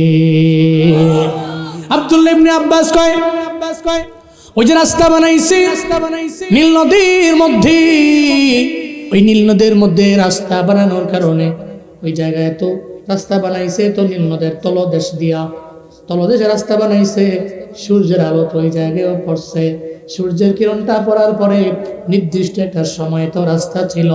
মুসা নবী আর মুসা নবীর দলবলের লোকেরা এরা সব পার হয়ে চলে গেছে। ইহুদি রে, ওই রাস্তা যখন আবার পানি হয়ে গেল, কিয়ামত পর্যন্ত এই পানি শুকাবেও না, রাস্তাও হবে না, আর ওই নীল নদের তলদেশে সূর্যের কিরণও আর যাবে না। আমার কথা সঠিক না বেঠিক তুমি বলো? ইহুদি কয়, তুমি বলেছ, সত্য বলেছ, পড়া যাবে কি মারহাবা। 3 নম্বরে তুমি যে প্রশ্ন করছো, প্রশ্নের জবাব হইল, একটা মুর্দাকে একটা কবর লয়া ঘুরছে, এটা ইউনুস নবী। কোন নবী? ওনারা তো মাছে লইয়া গেছিল, তো উনি তো চেষ্টা করছে মাছ থেকে বের হবো, বের তো হয় না, 40 দিন পর্যন্ত নদীর পারে পারে বিভিন্ন জায়গায় ঘুরছে। এরপরে লা ইলাহা ইল্লা আনতা সুবহানাক ইন্নী কুনতু মিনাজ জালিমিন বলার দ্বারা ওই মাছের পেট থেকে ওই মুর্দাকে বের করতে কবর বাধ্য হয়ে গেছে, রাখতে পারে না। এটা ইউনুস নবীর বেলায় হয়েছে, বলো সঠিক কিনা? হ্যাঁ তুমি সঠিক বলেছ। তো 3টা সওয়ালের জবাব দিলাম, এখন তুমি কালেমা পড়ো। ইহুদি কয়, আমারে পড়ায়া দাও।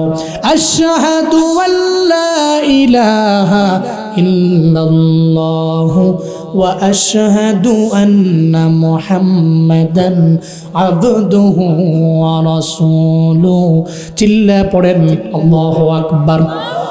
তাহলে যে আল্লাহ আমার আল্লাহ তো চাইলে পারে, আমার আল্লাহ চাইলেই তো সম্ভব, আল্লাহ চাইলেই পারে। তাহলে জমিনের মধ্যে আল্লাহ মায়ের করবে, আমারে বড় বানাইলেন, আমি জমিনের মধ্যে আসলাম। এরপরে আল্লাহ পাক আবার আমারে কবরের মধ্যে নিয়া, কবর থেকে রবের বিচারের কাঠ করে আমারে নিয়ে যাবে। এই বেলকুচি রামবাড়িয়ার মুসলমানেরা, আজকে থেকে নিয়ত করে নেন রে বাবা, আপনার এই জীবন থেকে মরণ পর্যন্ত সময়টা 70-80 বছরের জিন্দেগি, 12 বছর চলে গেল, আপনি নাবালেগ, এরপরে হয়ে গেলেন আপনি সাবালক, এরপরে আপনি কষ্ট করে আপনার জিন্দেগি আপনি চালাইলেন, আপনি হয়ে গেলেন মুরব্বী। 60 বছর পর থেকে আপনি আপনার উজুর গ্যারান্টি দিতে পারেন না, আপনি চাইলেও আপনার নামাজের কয় রাকাত আপনি পড়লেন গ্যারান্টি নাই।